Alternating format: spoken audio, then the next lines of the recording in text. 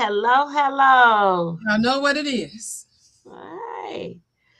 All right. Today is another Water Cooler Wednesday. We're here with you live every Wednesday.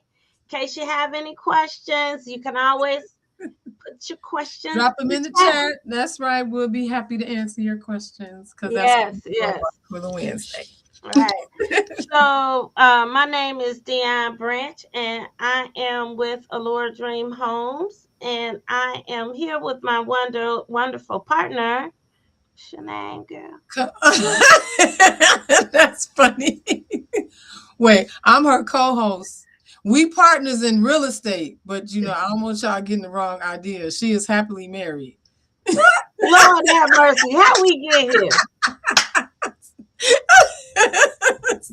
So anyway, I'm Lisa, House Money Mama with Nexa Lending, here for all your lending needs, residential as well as commercial. We can help you if you're investing in real estate or if you're buying a house for the very first time. We got a program for you. Yes. I'm still stuck on the last comment. I never heard you refer to me as partner. I'm like, okay, wait a minute. I don't want nobody getting the wrong idea about that. It's a partner. I have multiple partners. I have a lot of partners. Oh, that don't sound good. Get out the gutter. This is a clean show. And we're talking What it about was. we're talking Today about it ain't. multiple home offers, right? Like, hey, because I don't know where she's at. But we're so excited. We're gonna come back to you. Right. Coming back. That's our subject matter today. Multiple home offers, why they happen and how to handle. Yes. So during COVID time, oh my goodness, Oh yeah. there was not a house that Woo. didn't have a multiple offer. You had 30 people standing in line waiting to see the same house. Exactly. So you knew Mhm. going in. Who was Somebody else gonna like it, so you definitely gonna be in a competitive right. situation. Gonna be that way. And the thing is, even when I talk to my clients all the time, I always say if you like it, somebody else is gonna love it too. Right. That's true. That's So so true. you have to kind of think of that when you're out there shopping and stuff. So Absolutely. yeah, Lisa, why do the multiple offers, why do they happen? Like, what do you think? Well, I mean, I think here just in the Chicagoland area, we get that happening because demand is so strong. It's there's only so much inventory, and then you have a lot of people that are interested in wanting to buy at the same time, especially when we get into spring market. Mm-hmm. A lot of times the buyer demand can be stronger than the available inventory. We only got so many houses and you got all these buyers, everybody trying to buy. You only need one house, but still, when you got, thousands of other people also looking for houses, that does make a difference. So what happens is that people really need to do a good job of getting our P word Right. prepared.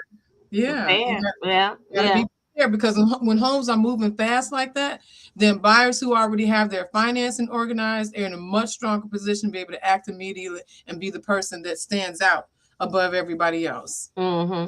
I don't know. For me, this year, I feel like this year might be one of those years again, as far as multiple offers, Mm-hmm. because a lot of people have not placed their house on the market or decided Oh, weren't purchasing because they were waiting for the interest rate.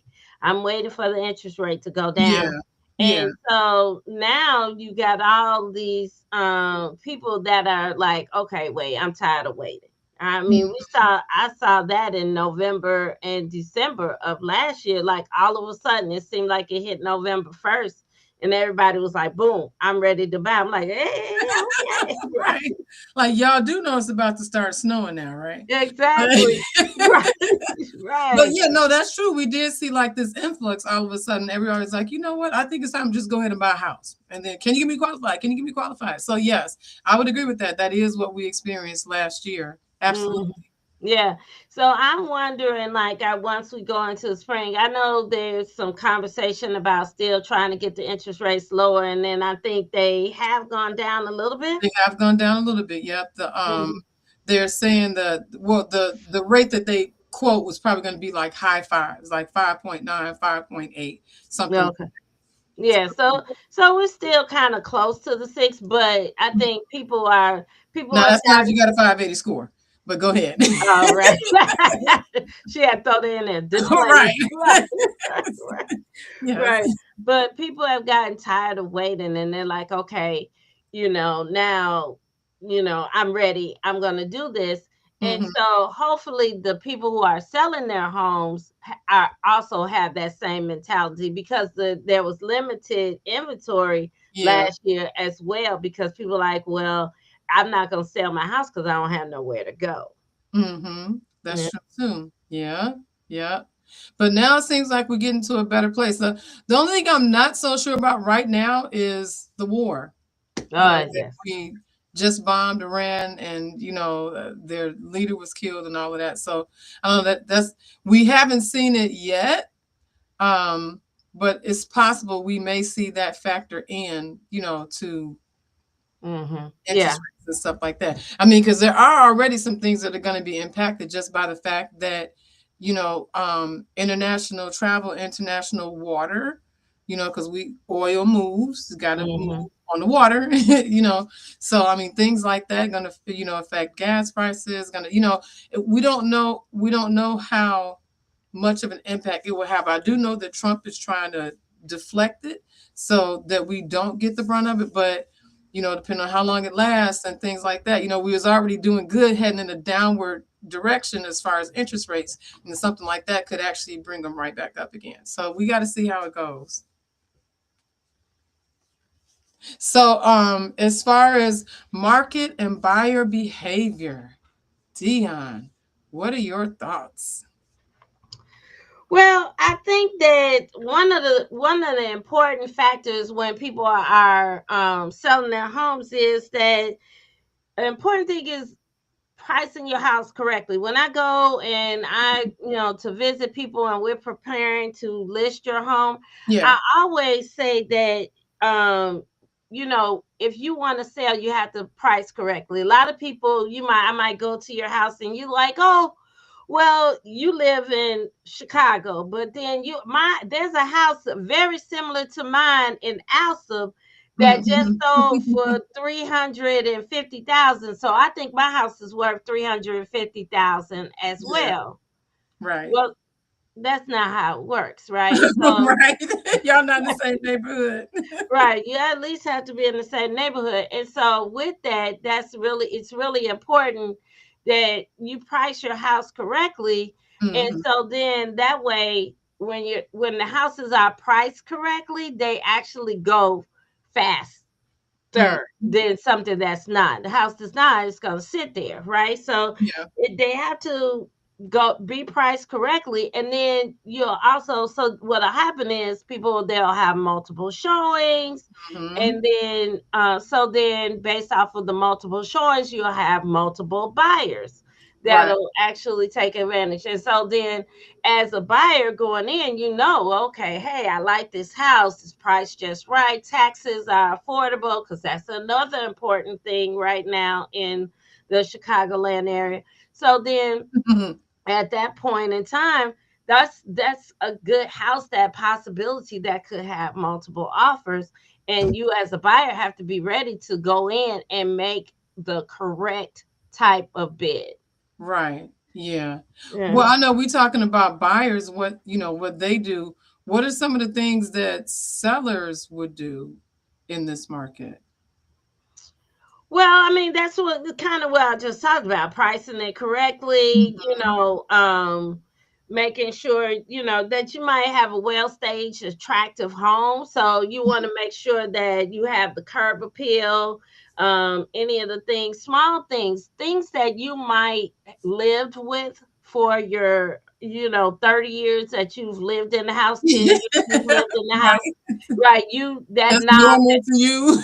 Right, that's normal to you, and it's an issue, but you figured it out. Like, oh, I just jiggled a little bit, and then Right. I I switched. got to work around. Just jiggle the handle. It'll be fine. Right, right. Those things that you want your house to sell, you got to make sure you fix all those little things. Just think about those little things, those workaround things that you've gone ahead and implemented. Oh, I've taped the door So then that, because it gets stuck, so I put some tape on it, and then it doesn't lock at all.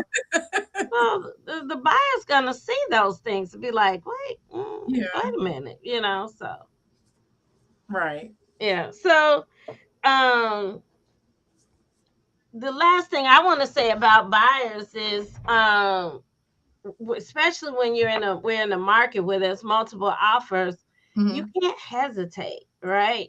Good So, point. Yep. Good oh point. my goodness. I mean, some How clients, many times have we seen that happen? Now, this is definitely a point that we can both attest to, and yeah, it never turns out well for the buyer, right. right? Never. People, some reason people believe that if this is my first house that I've seen, that Mhm. I can't put an offer down on it. I have to see five more, and this one house that I know that I love is still going to be waiting for me. Really? Right. Really? Really? No, it's not.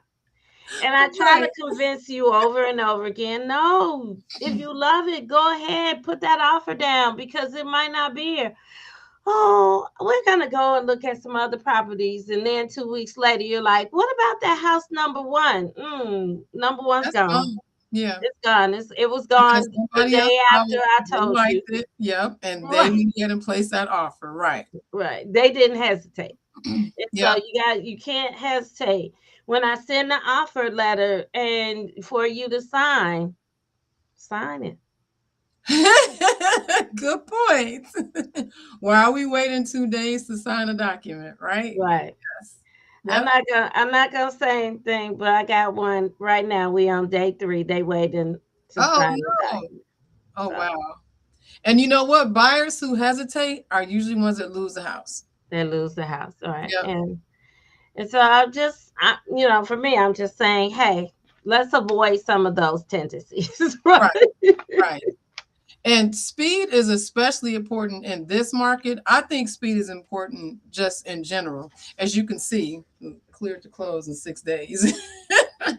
So speed Hmm. is important to me. But actually the company that this is from, UWM, their president and CEO, Matt Ishbia, he says um, speed wins every time. I'm paraphrasing, but I think he's definitely onto something. Nobody wants things to take to be slow and an arduous task. You want Yeah. things to be quick and easy. Yeah. Let's get it Yeah. done. Let's get it done now. And bye bye. You go on your merry way, and I'll go on mine. you know. Hmm. So speed is really really important. Yeah. Even so speed is, and then you referring to speed even like during the times when you're asking them for their documents and stuff, Yeah. right? Yep. You Everything. know, Hmm. because a lot of times we might, we're promising 30-day close, and it's taking you 10 days to give Lisa document number one. Right. This is not going well. Right. Well, not off to a good start. Exactly. Yeah. But yeah, that's really important. So the standard in our industry is probably 4 hours. So if I ask somebody for something as a professional, I expect a response and to have the item that I requested within 4 hours. Now, if I ask a customer, I'm not quite as, strenuous with that with them, but same day. Same day, no more than 24 hours.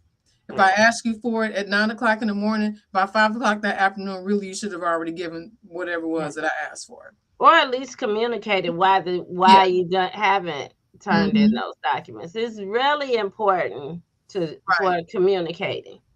Absolutely. Yeah, Mhm. because the longer it takes to finish out a deal, the less likely it is to close. And that is actually a statistical fact. Mhm. So, yep. So, one of the most powerful things a buyer can do before they enter into a competitive situation actually is just to get a fully documented pre approval instead of getting a quick pre qualification, because sometimes people do that. Um, I don't do that. That's just not my way of doing business. When I pre-qualify somebody, it means that I've looked at your credit, your income, your assets.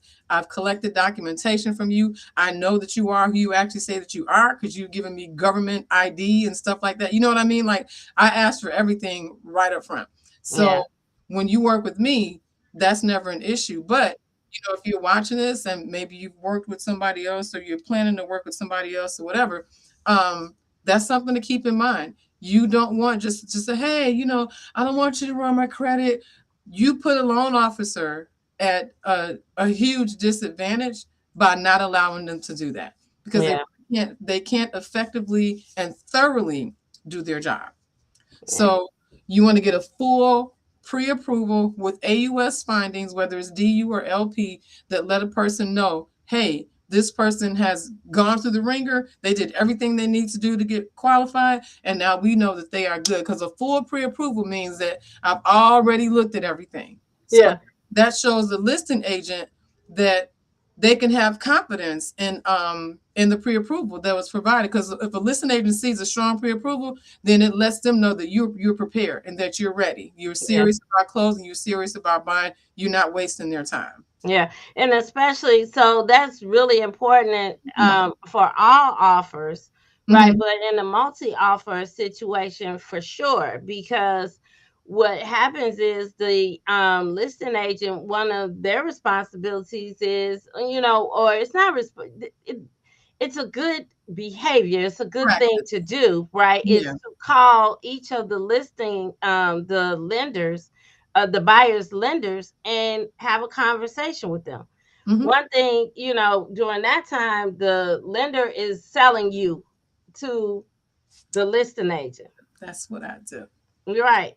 Right. She's saying to them, like, oh, they're really great. They're very responsive. I'm sure we can close within 30 days.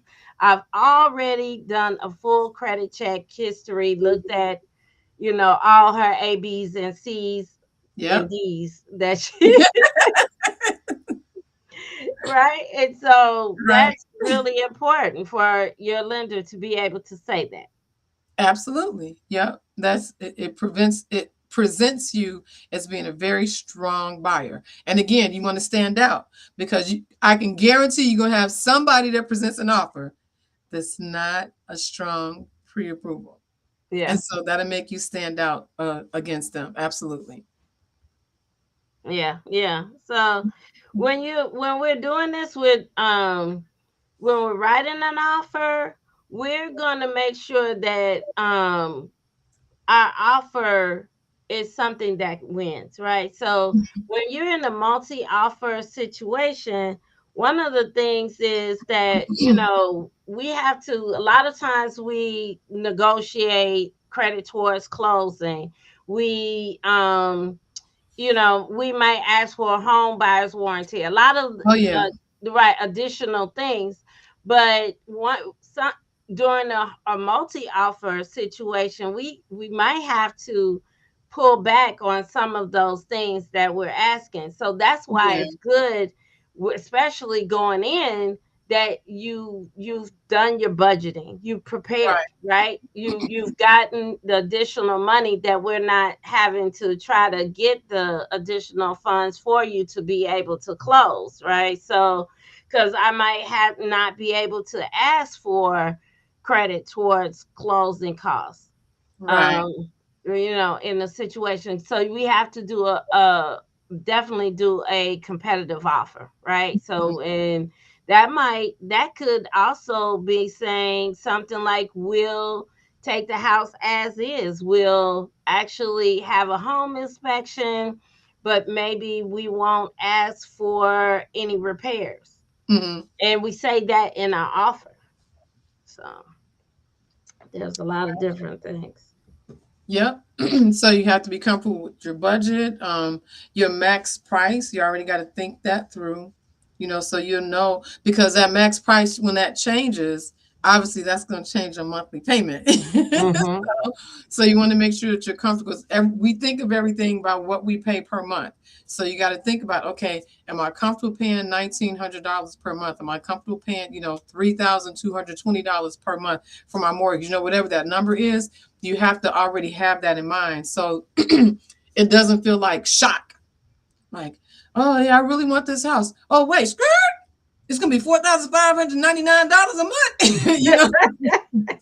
That shouldn't come as a surprise to you. You should already know that because that was in your budget, and Yeah. you knew that at that point in your budget, that's what the price would be per month. So you Mm-hmm. should already be comfortable with that. That's where you would be, and just Right. be careful about emotional bidding. Yeah. Yeah. Yeah. One of the things that I would say too is before we even talk about emotional bidding is as an agent, if we know that we're in a season similar to this, and we were talking about multiple offers and all, Mhm. we can't look at our we talked about max price. We can't look at our max price. We have to look below our max price so then that we can bid up if we need to, Mhm. right? Like so maybe you're approved for 295, but we stop looking at houses at 270 because maybe we might have to bid up, Mhm. right? So Yep, that and makes then because you would See how have those smart people she is? Look at that tactic right there. huh? I said, see how smart she is? Look at that tactic right there. So right. So right, because when the because you talked about emotional bidding, and you might Yeah, have some people out there that's actually bidding like the sky is the limit right. because they really want this house. Right. 275, 280, can I hear 285, 285, can I hear 290, 295, can I hear 2 Exactly. Right. You don't want to get in that. This is not Right. eBay. Right. Right. Right. We don't want to be there. So Yep. Yep. mm, Um, so I would also say, after talking about that, you got your budget and everything together, and not to get caught up in the emotional bidding war. When buyers are competing, the financial structure of the offer can sometimes actually influence the seller's decision. So, like for example, if you have a stronger down payment, yes. sometimes people look at a person that's doing the minimum down different than they look at a person that's maybe doing 10 or 20% down. Hmm. They look at them to them, and it doesn't honestly, it doesn't mean that it's a big difference between those two, people. It really doesn't, but it's the perception. Right. A lot of times you're right, they think of it as, oh, this person has a lot more money, so it might Yeah. be easier to close. There's money is not going to be an issue.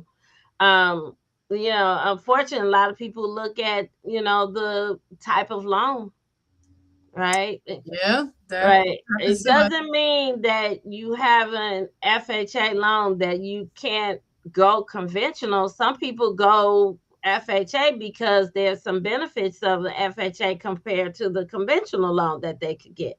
Hmm. So, but unfortunately, people have in their mind, oh, if they're conventional, they're a better buyer. Right, And, so that's something that we definitely have to, you have to consider. So, right, absolutely. mhm. So, what about offer structure, Dion?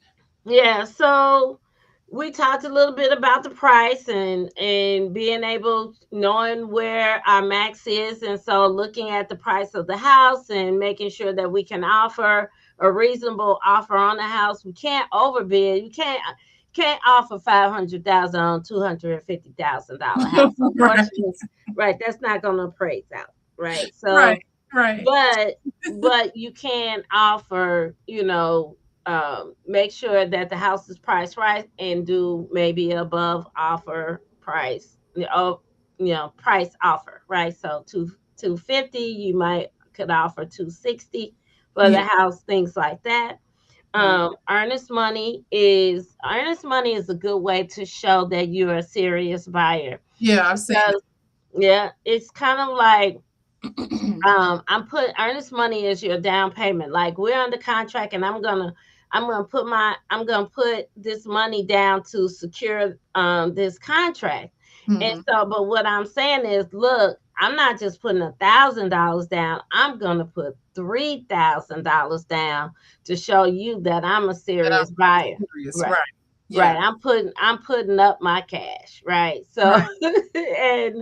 and that's one thing. Closing What do you time. think that the rationale is behind that? Because I had when I bought my house, Mhm. I had that as part of my counter. So Yeah. I placed the offer on the house, and they said they would accept the the counter officer said they would accept the offer if I put down more earnest money. So I Mm, think instead of putting 1,000 down, I think they wanted me to do 2,000 as earnest money, and so I agreed. And then they accepted the contract. But what do you think is like the rationale? Because I've never been on the seller side. I haven't sold a house yet. So yeah. what is the rationale behind that? Why does it matter to the seller, that Well, you I think they feel like one, it feels it's about having enough money, right? Mhm, So it's not that you only putting $1,000 down, you only want to put 1,000 earnest money. Do you have enough money for the whole transaction? And mhm. then two, 1% of the sell of Purchase the price. price of the house is what people expect Mhm. for earnest money. That's Okay. true. That's true. But here But in our market, we seem to be okay with around a grand. Like a exactly. lot of people will take that. Yeah. Right. A lot of people will take $1,000, right? Mhm, So there's couple of different things. Does that person feel like at least 1% should be put down? mhm, Certain areas, certain suburbs expect the 1%. mhm, City, you could get away with $1,000. mhm. Different communities, different different behavior. Okay. Yeah, yeah. So And I that's think one I part. guess they want you to have more skin in the game. Like they Exactly. know, Right. okay. So that is definitely, kind of there's like multiple reasons about the earnest money, but Mhm. in the end it's kind of like, hey, look, I'm putting down $3,000 because I'm showing that I have the cash and I am a serious buyer. Right. Mhm. And we Right. not gonna starve over the next few weeks while we waiting to close on this house because we gave you all our money. Exactly. Right.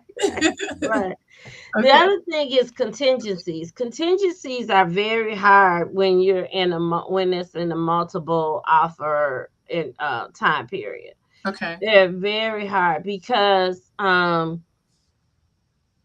don't want to hold my house off the market contingent on you selling your home.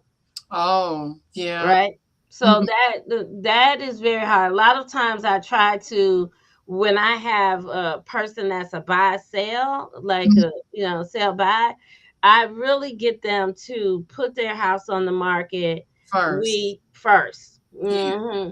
We get an accepted offer. We go all the way through the home inspection and pretty much what we call attorney review period.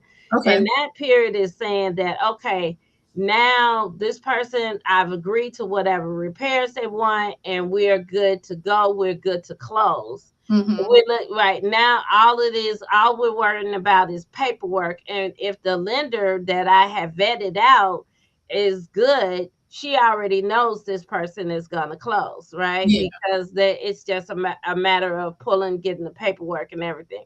So Mhm. now I, as the buyer's agent with a contingent to sell, I can go to my other seller agent and say, see, I'm putting that offer down.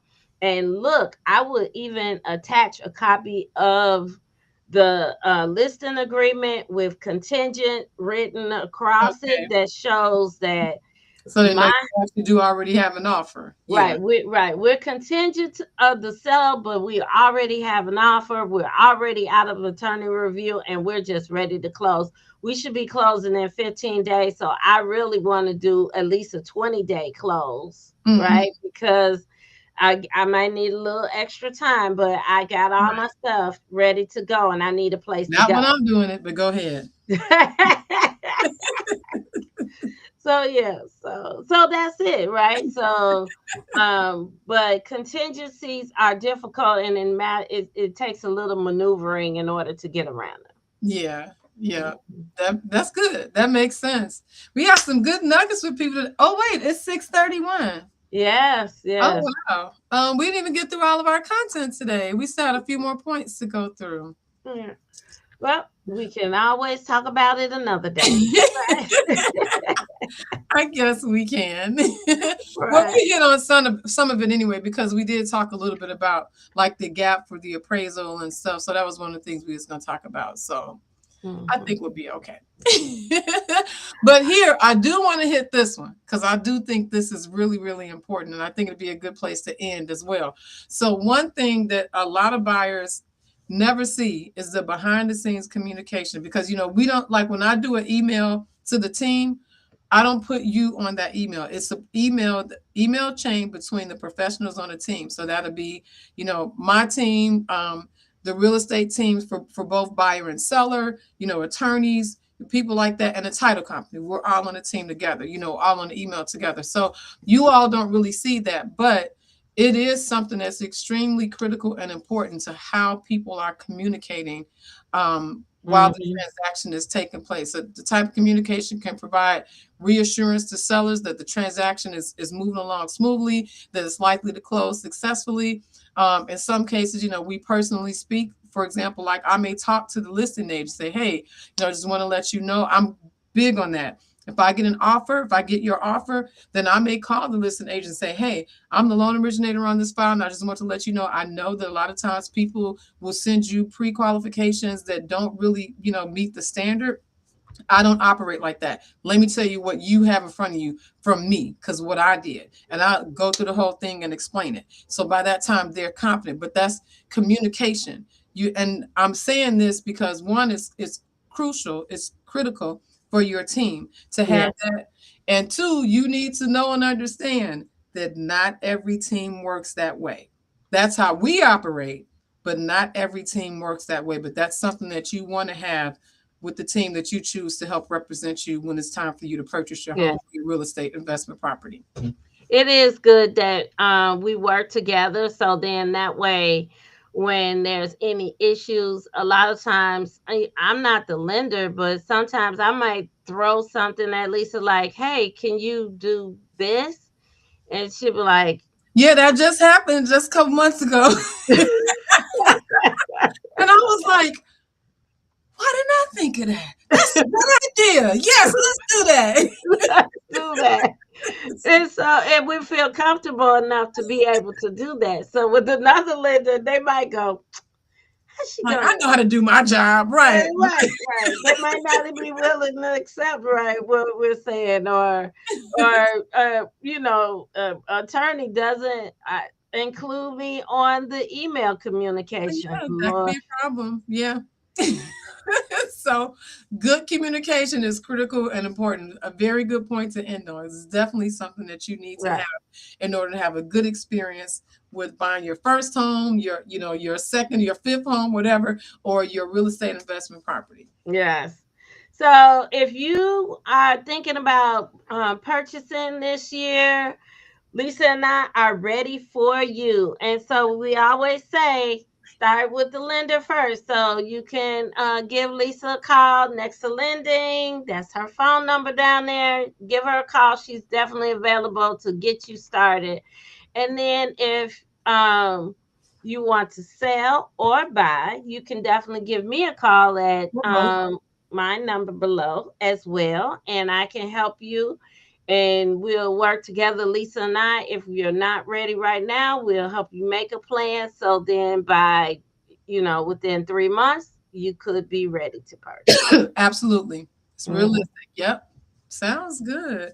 This is a So good we are so episode. excited. Yes, yes. So we're And if looking you ahead haven't for you already guys. done so, like and subscribe. We want you to like and subscribe so you get our notifications every week that we're about to come on.